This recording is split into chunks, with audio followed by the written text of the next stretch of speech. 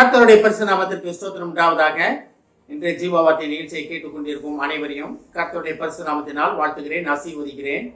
இன்றைய சின்ன தியானத்திற்கு தேவன் கொடுத்த வேத பகுதி, அது ரோமருக்கு எழுதின நிருபம் 8ஆம் அதிகாரம், அதில் 26ஆம் வசனம். ரோமர் 8:26. அந்தபடியே ஆவியானவரும் நமது பலவீனங்களில் நமக்கு உதவி செய்கிறார். நாம் ஏற்றபடி வேண்டிக் கொள்ள வேண்டியது என்னதென்று அறியாமல் இருக்கிறபடியால் ஆவியானவர் தாமே வாக்கு கடங்காத பெருமூச்சுகளோடு நமக்காக வேண்டுதல் செய்கிறார். இன்றைய தினம் இதை கேட்டுக்கொண்டிருக்கும் தேவ பிள்ளைகளே, பரிசுத்த ஆவியானவர் நமக்காக வேண்டுதல் செய்து கொண்டிருக்கிறார் பிதாவின் இடத்தில். ஏன்னா நம்ம என்ன செய்கிறோம் என்ன செய்யக்கூடாதுன்றது நமக்கு தெரியாம நம்மளோட காரியங்கள் இருப்பதனால் ஆவியானவர் நம்ம வழிகாட்டுவதற்காக நமக்காக பிதாவின் இடத்தில் வேண்டுதல் செய்து கொண்டிருக்கிறார். வேண்டுதல் செய்வதுன்னா என்ன? ஒரு காரியத்தை கேட்டு பெற்றுக்கொள்வதுதான் வேண்டுவது. நான் அதை தப்பன்ட்டே மன்னிச்சுக்கேங்கன்றதுல இருந்து சகலமும் வேண்டி பெற்றுக்கொள்வதற்காக அழைக்கப்பட்டிருக்கிறோம். நிறைய நேரம் நம்ம அந்த சரியான தேவனுக்கு சித்தம் இல்லாத காரியங்களை நம்ம கேட்பதனால தான் நமக்கு கிடைக்க மாட்டேங்கிறது. ஆனால் தான் இந்த வசனம் ரொம்ப அழகா இருக்குது பாருங்க. அந்தபடியே ஆவியானவரும் நமது பலவீனங்களில் நமக்கு உதவி செய்கிறார். அப்ப நம்ம பலவீனமா இருக்கோமா? அது என்ன விதமான பலவீனமா இருந்தாலும் சரி, அது மன ரீதியான பலவீனமா இருந்தாலும் சரி, உடல் ரீதியான பலவீனமா இருந்தாலும் சரி, வேற எந்த விதமான பலவீனமா இருந்தாலும் சரி, ஒருவேளை குடும்பத்தில் நல்ல காரியங்கள் நடக்கலைன்னு பலவீனப்பட்டு இருக்கீங்களா, உங்களை எல்லாம் துன்புறுத்திக்கிட்டு இருக்காங்களா, உங்களை எல்லாம் கேள்வி பண்ணிக்கிட்டு உங்களை அமைக்கி வைத்திருக்கிறாங்களா, இதை பற்றியும் கவலைப்படாதீங்க. தேவனை மட்டும் நோக்கி பாருங்க. அதனால தான் நமக்கு பலவீனங்களில் நமக்கு உதவி செய்கிறார். யார் உதவி செய்கிறார்? பரிசுத்த ஆவியானவர் உதவி செய்து கொண்டிருக்கிறார். நான் அடிக்கடி நினைப்பேன், கிருபையின் காலம் வாழ்றோம்னு சொல்றோம். அது ரைட்டா இல்லைன்னு சொல்ல மாட்டேன். ஆனாலும் கிருபையின் காலம் பூமியில இயேசு அந்த ஊழியம் செய்த அந்த நடமாடி கொண்டிருந்த அந்த காலம் தான் கிருபையின் காலம் நான் நினைப்பேன். ஆனா இப்போதைக்கு நம்ம பூமி யார் கண்ட்ரோல்ல இருக்குன்னா பரிசுத்தாவியானவரோட கண்ட்ரோல்ல இருக்கு. ரொம்ப அழகா இயேசு கிறிஸ்துவே சொல்லுவாரு, நான் போவது உங்களுக்கு பிரயோஜனமா இருக்கும், நான் பிதாவிட்ட போனா தான் தேற்றரவாளனாகி பரிசுத்தாவியானவர் இங்க வருவார் அப்படின்னு.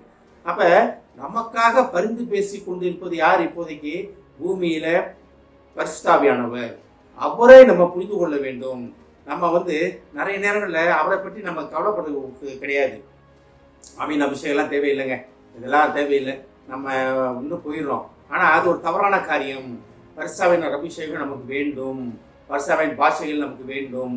அது இல்லாதனால தான் நிறைய நேரம் நம்ம போராட்டங்கள். நீங்கள் பாஷையில் பேசாட்டாலும் ஆவியானவரை ஏற்றுக்கொண்டு அதை நீ விசுவாசிச்சிங்கன்னா ஆட்டோமேட்டிக்காக உங்களுக்கு எல்லாமே நடக்க ஆரம்பிச்சிடும். ஆனால் தான் பாருங்கள், நமது பலவீனங்களில் பரிசுத்தாவியானவர் நமக்கு உதவி செய்வதற்காகவே இருக்கிறார். அடுத்து பாருங்க, நாம் ஏற்றபடி வேண்டிக் கொள்ள வேண்டியது என்னதென்று அறியாமல் இருக்கிறபடியினால். இது நான் அடிக்கடி சொல்லுவேன்.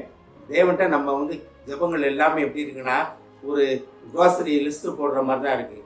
இந்த கடைகளுக்கு கொடுக்க முடியுங்களா, எனக்கு இத்தனை கிலோ, அரை கிலோ, 1 கிலோ, அந்த மாதிரி தான் இருக்குது. தேவனே, இது எனக்கு சரியா இருக்குமா? நீர் எனக்கு தர சித்தமா இருக்கீங்களா?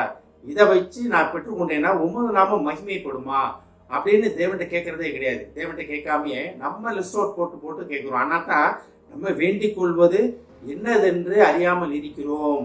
அதை நம்ம எப்படி வேண்டிக் கொள்ள வேண்டும், எப்படி தேவன்கிட்ட பேச வேண்டும், எப்படி நம்ம தேவன்கிட்ட நெருங்க வேண்டும், எல்லாம் வழிகாட்டி யாருன்னா பரிசுத்தாவியானவர் தான். நமக்காக பரிந்து பேசி கொண்டிருக்கிறார். இவரை பாருங்கன்னா ஒரு வக்கீல் மாதிரி அப்படின்னு நம்ம மொழிபெயர்ப்புகளில் சொல்லப்படுகிறது. பாராக்லிட்டஸ் அப்படின்றாங்க. அதை பற்றி கிரேக்க மொழியில் அது என்னன்னா, நமக்காக பரிந்து பேசும் லாயர். இப்போ உங்களுக்கு ஒரு லாயர், ஒரு பிரச்சனைக்கு லாயர்னா நீங்கள் தவறு தான் பண்ணியிருப்பீங்க, ஆனால் தான் நம்ம கோர்ட்டுக்கு போகிறோம், லாயர் வர்றாரு. அப்போ அந்த லாயர் என்ன பண்ணுறாரு? நமக்கு சாதகமான பாயிண்டை எடுத்து நீதிபதி சொல்கிறார். இதுதான் ஆவியானவர் நமக்காக பிதாவின் இடத்தில் பரிந்து பேசி கொண்டிருக்கிறார். இதை கேட்டுக்கொண்டு தேவ பிள்ளைகளே, இன்றைய தினத்திலிருந்து பரிசுத்தாவின் அபிஷேகத்துக்காக, பரிசுத்தாவின் தொடுதலுக்காக நம்ம ஜெபிப்போம். ஜெபிக்க ஆரம்பிச்சோம்னா பரிசுத்தாவின் நம்ம நிரப்ப வல்லவராக இருக்கிறார். ஆமென். ஜெபிப்போம். எங்களை அதிகமான நேசிக்கும் அன்பின் பரலோக பிதாவே, பரிசுத்தாவியானவராகிய நீரே தகப்பனே, எங்களுக்காக பிதாவின் இடத்தில் பரிந்து பேசி கொண்டிருக்கிறீர், நீர் எங்களுக்காக வேண்டுதல் செய்து கொண்டிருக்கிறீர் என்று புரிந்து கொண்டோம் ஆண்டவரே. உமது அபிஷேகத்தினால் நாங்கள் நிரப்பப்பட எங்களுக்கு உதவி செய்ய மாட்டவரே. ஏஸ்தாவனே, உமது அபிஷேகத்தினால் நாங்கள் நிரப்பப்பட எங்களுக்கு உதவி செய்ய மாட்டவரே. அந்த அபிஷேகத்தை பெற்றுக்கொண்டு உமக்கு நாமத்துக்கு மகிமையான சாட்சிகளாக விளங்க போவதற்கான ஆண்டவரே. இதை கேட்டுக்கொண்டு ஒவ்வொருவரையும் ஆசீர்வதிக்கிறோம் அப்பா. ஒவ்வொரு குடும்பத்தையும் ஆசீர்வதிக்கிறோம் ஆண்டவரே. குடும்பத்தில் ஒவ்வொருவரும் மேலும் இந்த பரிசுத்தாவின் அபிஷேகம், பரிசுத்தாவின் தொடுதல் இருக்கட்டும் ஆண்டவரே. அவர்கள் பெற்றுக்கொண்டு உமது நாமத்து மகிமையான சாட்சிகளாக அவர்கள் ஓடப்போவதற்காக நன்றி ஆண்டவரே. ஆசீர்வதிக்கிறோம் அப்பா. இயேசுவின் மூலமாய் கேட்கிற நல்ல பிதாவே, ஆமென். கர்த்தர் உங்களை ஆசீர்வதிப்பாராக.